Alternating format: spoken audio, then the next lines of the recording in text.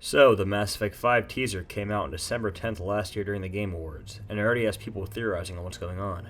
One of the more popular theories is that instead of trying to write around 3 different endings from Mass Effect 3, the developers are going to commit to one of them, that one being the Destroy ending. For anyone who isn't in the loop, I'm going to explain the 3 endings of Mass Effect 3. At the end of the game, Shepard is given 3 different options on how he wants to end the war with the Reapers. The middle is Synthesis, the left is Control, and the right is Destroy. Synthesis has Shepard jumping into a beam of light, killing themselves, and turning into matter that spreads across the universe, rewriting the DNA of all living and synthetic creatures to agree to peace. Personally, I think this is one of the worst endings in the game, because it ruins the dynamic between Destroy and Control, where instead of giving them a trade-off for each option, you give them absolute peace where everyone is happy. This ruins the idea of choice between the endings because this is obviously the best outcome.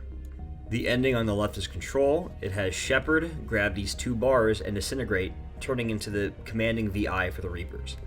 Personal anecdote, this is my favorite ending because it doesn't deal with destroying an entire race and isn't entirely overpowered like what Synthesis is. The third ending is Destroy, which has Shepard blow up this thing here to destroy everything of the Reapers, including the husks and all other converted species. But, due to a lack of calibration, will also kill all inorganic life. That includes EDI and the Geth. If you have 100% war readiness, Shepard will survive the blast and still be alive after the ending.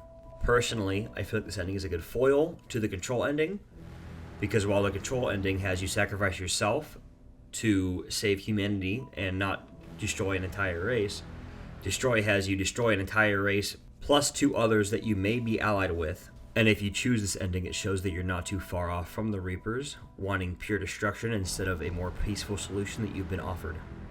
Now I will go over the Reddit post by you, Carl Boysen. You see the destroyed relay and Liara is normal, not green. You have a piece of armor. In Control ending, Shep plus armor gets disintegrated into nothing. When it comes to Synthesis, I agree Synthesis might not be canon. Seeing for what I talked about above, it is a absolute, basically removing any possible conflict in the future of the Mass Effect universe. And they may make it like Mass Effect 2, where if Shepard dies at the Collector base, you cannot continue the same save file into Mass Effect 3. But when it attempts to debunk Control, the evidence presented is wrong. In the trailer, the piece of armor that Liara picks up is a piece of the breather helmet. The breather helmet gets blown off long before you make the decision on the Citadel, so it would not disintegrate when you choose Control. In this footage right now, I'm starting the Battle of Earth with a breather helmet, and on this blast right here, I lose the helmet. This scene in the trailer is probably where the blast happened on Earth years later. The area is deserted for whatever reason, and Liara visits the area during the winter. Additionally, I think it's important to note that this game might not include Shepard. Liara is visibly aged, and as we know, Asari lived for centuries. Liara is pretty young around Mass Effect 3, so if she's old enough to have wrinkles, then I'd assume that she's nearing the end of her life. So if Shepard has survived the Destroy ending, then he probably would be long dead.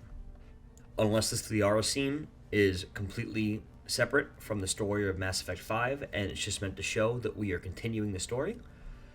This may hint that the events of Mass Effect 5 might take place long after the events of Mass Effect 3, and will instead deal with a whole new crew, with maybe some callbacks to older ones, and will instead follow the galaxy after the events of the original Mass Effect trilogy. Although, if Shepard did choose Control, then he would still be alive during the time that this game would take place, just as a commanding VI for the Reaper. Perhaps he would make a cameo or 2 if the game wants to go in that direction. The reason I feel so strongly against this theory is because of how it not only makes your choice at the end insignificant, but it makes the whole run almost invalid if you decide to side with the Geth or make peace between the Geth and the Quarians. Imagine you've put in the effort to have the Geth and Quarians make peace, and you're excited to see their society progress in the next Mass Effect, but then this theory instantly deflates your excitement for the next game by cutting off any chance at seeing the Geth or EDI in the future story. While this might not actually happen, I think it's kind of important to not automatically push these things as truth. I've seen articles cover this Reddit theory as truth, and it's not at the fault of Carl Boysen. I think it's instead at the fault of people trying to make news out of a trending game because of the remake trilogy coming out. I wish that people would rather take their time and not be so jumpy on things that are theorized or rumored within the community. People that are, excited to see the Geth return or Edie might automatically not want to play this game anymore because it's removed one of their favorite aspects. The Geth are some of my favorite characters in the original Mass Effect trilogy. Legion's my favorite companion. I really like the story that the Geth have, and I think it's a very important part of Mass Effect 3 especially. And to see that this theory just wants to get rid of that entire story kind of aggravates me a little bit. You know what I'm saying? Anyways, that's it. I don't think Carl Boysen should get any hate for what he said. People make mistakes when trying to come up with theories all the time. And just because I said that the mindset that it presents is harmful doesn't mean that Carl Boysen is at fault for that. It's instead the community around Carl Boysen that has picked it up and decided to act like it is the prevailing truth. Thank you and have a good day.